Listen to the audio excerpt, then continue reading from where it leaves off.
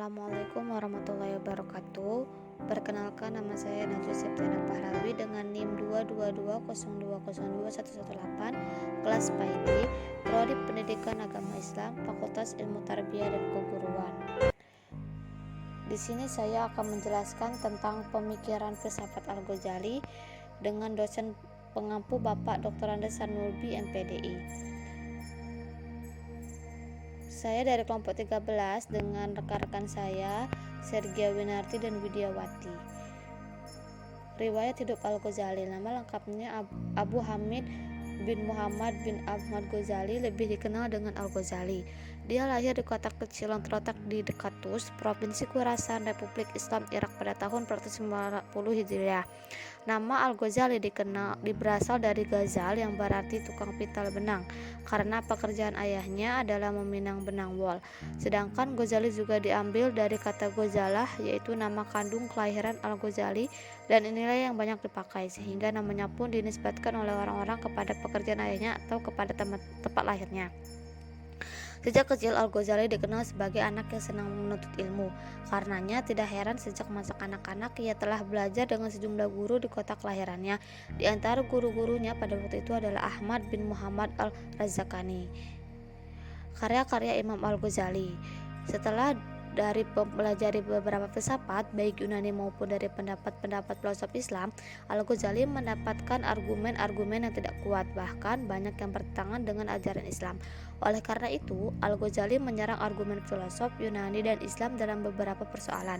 Di antaranya, Al-Ghazali menyerang dalil Aristoteles tentang azalinya alam dan pendapat para filosof yang mengatakan bahwa Tuhan tidak mengetahui perinci alam dan hanya mengetahui soal-soal yang besar saja. Ia pun menentang argumen para filosof yang mengatakan kepastian hukum sebab akibat semata-mata, mustahil adanya penyelewengan. Al-Ghazali mendapat gelar kehormatan Hujjatul Islam atas pembelaannya yang mengagumkan terhadap agama Islam, terutama terhadap kaum Tabiniyah dan kaum filosof. Sosok Al-Ghazali mempunyai keistimewaan yang luar biasa. Dia seorang ulama, pendidik, ahli pikir dalam ilmunya dan penggarap produksi. Adapun karya-karya Imam Al-Ghazali, yang pertama di bidang filsafat, Masikhid al-Falasifat, Tafahud al-Falasifat, Al-Ma'riful Aqliyah. Yang kedua di bidang agama, Ihya Ulumuddin, Al-Munzik min Al-Dahlal, Minhaj ul-Abidin. Yang ketiga di bidang akhlak tasawuf, Mizan ul-A'la, kitab pendamping Ihya yang juga berisi akhlak dan tasawuf, Kimia Usda'ah, Kitabul Arba'in, At-Tibrul Masbut bin Nasihat al-Muluk. Yang keempat di bidang kenegaraan, Mustakhiri, Sir'ul Alamin, Suluk Ushustata, Nasihat al-Muluk. Yang kelima di bidang fikih dan usul fikih, Asrar al-Hajj dalam fikih al-Syafi'i, Al-Mustafa fi ilmi al-usul, Al-Wazid fil al-furu. Kemudian filsafat Imam Al-Ghazali. Yang pertama filsafat ketuhanan Al-Ghazali. Pandangan Al-Ghazali tentang filsafat ketuhanan terdiri dari 3 masalah pokok, yaitu masalah wujud. Al-Ghazali memiliki tradisi ulama kalam Asy'ari. Dalam menetapkan wujud Tuhan, beliau menggunakan dalil wujud Tuhan atas dua bentuk, yaitu dalil naqli dan dalil akli. Penggunaan dalil akli yakni melalui perenungan terhadap ayat-ayat Al-Quran sambil memperhatikan alam semesta sebagai ciptaan Tuhan, bahwa dengan perenungan ayat dan fenomena alam yang serba teratur, manusia akan sampai pada pengakuan terhadap wujud Tuhan. Yang kedua ada masalah zat dan sifat. Al-Ghazali membatasi diri dari pembahasan tentang zat Tuhan dengan mengemukakan hadis Nabi Muhammad SAW yang melarang manusia memikirkan zat Allah Subhanahu wa Ta'ala. Dari itu beliau menegaskan bahwa akal manusia tidak akan sampai mencapai zat itu. Cukup bagi manusia hanya mengetahui sifat afalnya saja. Sedangkan dalam membahas sifat Tuhan, Al-Ghazali cenderung mengikuti para mutakalimin dan mazhab Asy'ari. Beliau menetapkan adanya sifat zat yang diistilahkan dengan sifat salbiyah atau sifat yang menafikan sesuatu yang tidak sesuai dengan kesempurnaan zat Allah Subhanahu wa Ta'ala. Sifat salbiyah ini ada 5, yaitu kidam, tidak berpemulaan, bako, kekal, mukhalafatul lil hawadisi, berkelainan dengan yang baru, qiyamuhu binafsihi, berdiri sendiri, dan wahdaniyah esa. Yang ketiga, masalah af'al. Al-Ghazali berpendapat bahwa perbuatan Allah Subhanahu wa taala tidak terbatas dalam menciptakan alam saja, tapi Allah Subhanahu wa taala juga menciptakan perbuatan manusia dan ikhtiarnya. Pembuatan manusia tidaklah terlepas dari kehendak Allah Subhanahu wa taala. Manusia hanya diberi kekuasaan dalam lingkungan kehendak Tuhan. Jadi perbuatan dan ikhtiar manusia adalah terbatas dan tidak akan melampaui batas-batas qadar.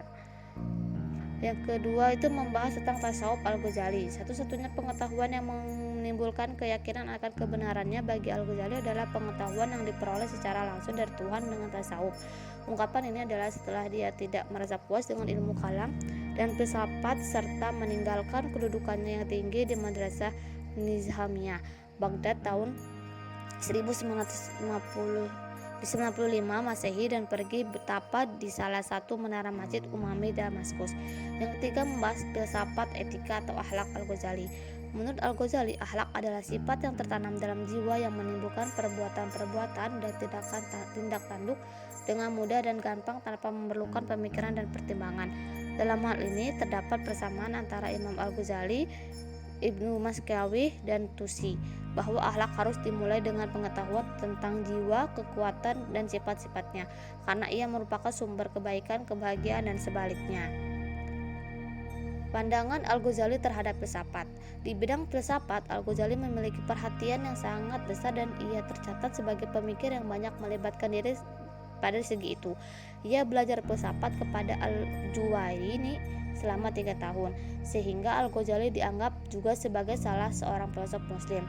Namun dalam lapangan filsafat ketuhanan atau metafisika, Al-Ghazali memandang para filosof sebagai al-bid'at dan kafir, seperti apa yang ada dalam bukunya Tahaful al-Falasifat atau keracuan pemikiran para filosof. Al-Ghazali menyalahkan filosof-filosof dalam pendapat-pendapat berikut. Pertama, Tuhan tidak mempunyai sifat. Kedua, Tuhan mempunyai substansi basit. Tiga, Tuhan tidak mengetahui zu'yat. Empat, Tuhan tidak dapat diberi sifat al-jins. 5. Planet-planet adalah binatang yang bergerak dengan kemauan. Jiwa planet-planet mengetahui semua zat. 7. Hukum alam tak dapat berubah. 8. Pembangkitan jasmani tidak ada. 9. Alam ini tidak bermula. 10. Alam tidak kekal. Pengaruh pemikiran Imam Al-Ghazali terhadap masa dan generasi sesudahnya. Pemikiran Al-Ghazali banyak mempengaruhi pada masa setelahnya. Karena sesuai dengan ajaran Islam, ia mendapat gelar Hujatul Islam karena jasanya dalam mengomentari dan melakukan pembelaan terhadap berbagai serangan dari pihak luar, baik Islam maupun orientalis barat. Pemikiran Al-Ghazali dan Ibnu Rushdi pada dasarnya memiliki satu garis kesamaan, yaitu sebuah garis yang berangkat dari titik pemikiran Ibnu Sina dengan aliran filsafat yang memiliki bangun dasar wahdatul wujud. Al-Ghazali mengemukakan bahwa para filosof yang mengajarkan 3 hal, keabadian alam, pengetahuan Tuhan yang universal, dan menolak bangkitnya jasad setelah mati adalah kafir termasuk yang mengikutinya. Mungkin itu saja yang bisa saya sampaikan. Kurang dan kami mohon maaf. Kepada Allah saya mohon ampun. Semoga apa yang saya jelaskan dapat bermanfaat bagi kalian semua. Terima kasih. Wassalamualaikum warahmatullahi wabarakatuh.